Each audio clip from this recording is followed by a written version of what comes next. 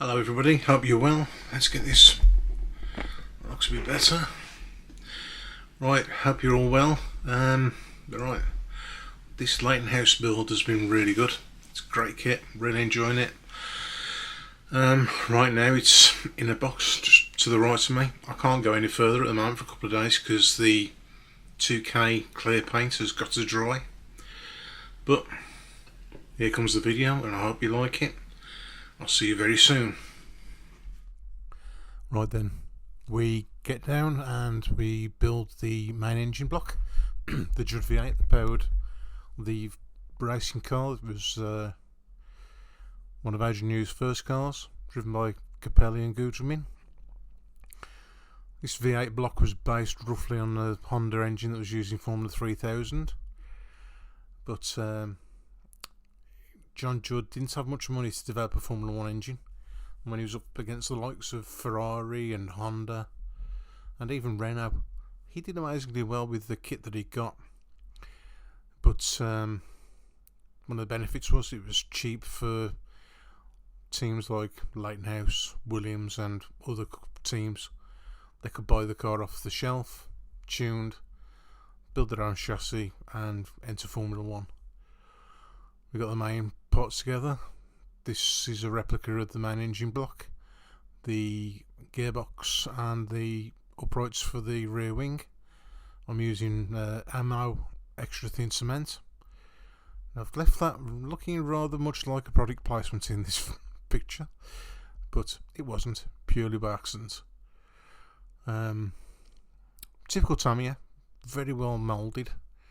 Everything fits into place well, even with my sausage fingers. But it's now I've mounted it into the rear chassis, and I forgot to video that bit. But it's one of the old kits, and even to this day they go together so really well. And it's an era of motorsport that I really still enjoy.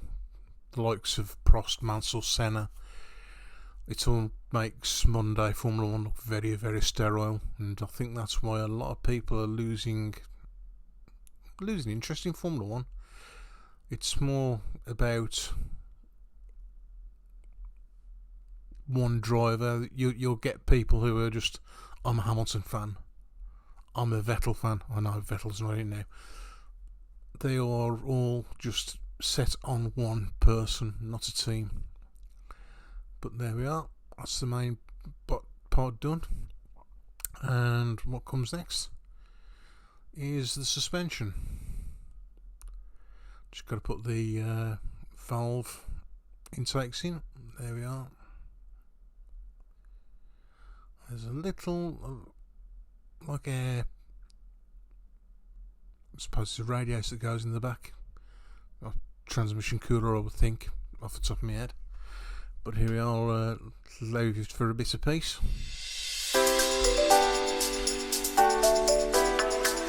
I'll get the suspension done.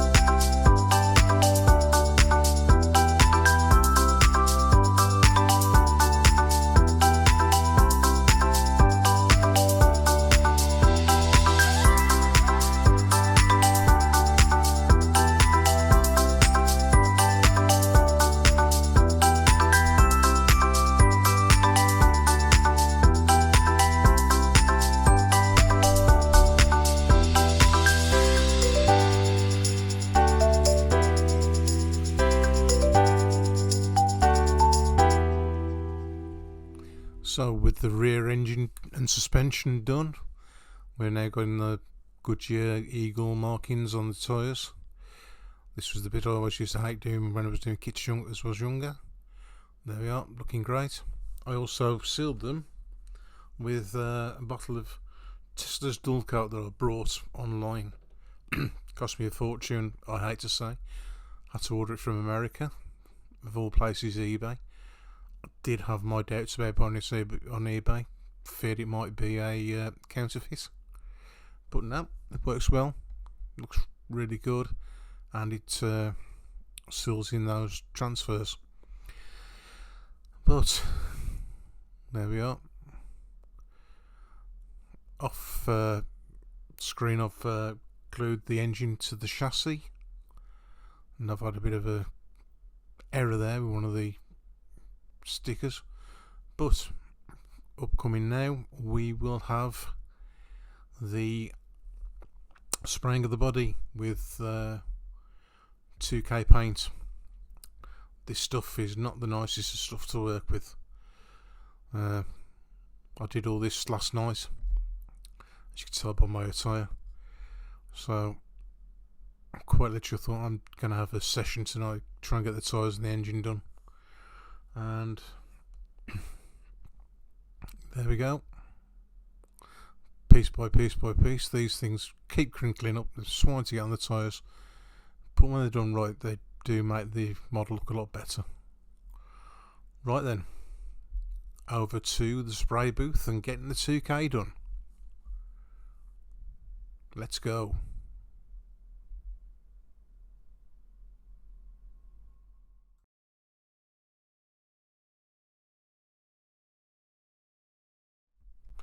Right then, Tesla's dual coat. That's used on the tyres to seal in the Goodyear Eagle transfers, and we are coating the body with this Zeropaints 2-pack clear coat system with diamond finish. Now you can see there's a lot of markings on the bottom. It's quite toxic stuff, so I've got my trusty spray booth and I've got my face mask on. I'm just put all the paint and the mixing into a spare bottle, into the vortex mixer that come from Japan. I think it's Plaza something, so that I can't remember the name of the shop off the top of my head. But here we are, we got started, and I will leave you to sit back and enjoy a bit of music. I'll chip in when need be.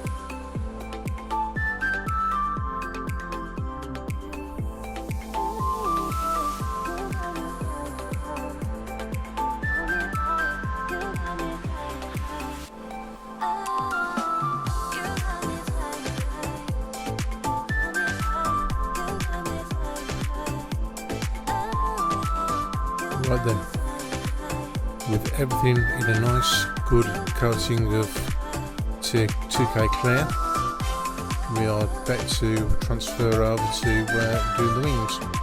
With this I'm going to be using some Tamiya lacquer thinner with retarder and Tamiya's lacquer paints, semi-gloss black, LP5, and then when that's all dried I'll coat it in Zeropaints 2-pack semi-gloss clear coat system. And here we are, I've painted the wings, put the decals on, and I'm using the 2K using the Ultimate Apex spray brush, well, airbrush. But we're coming towards the end now. I will thank you all for watching, and I will hand over to myself.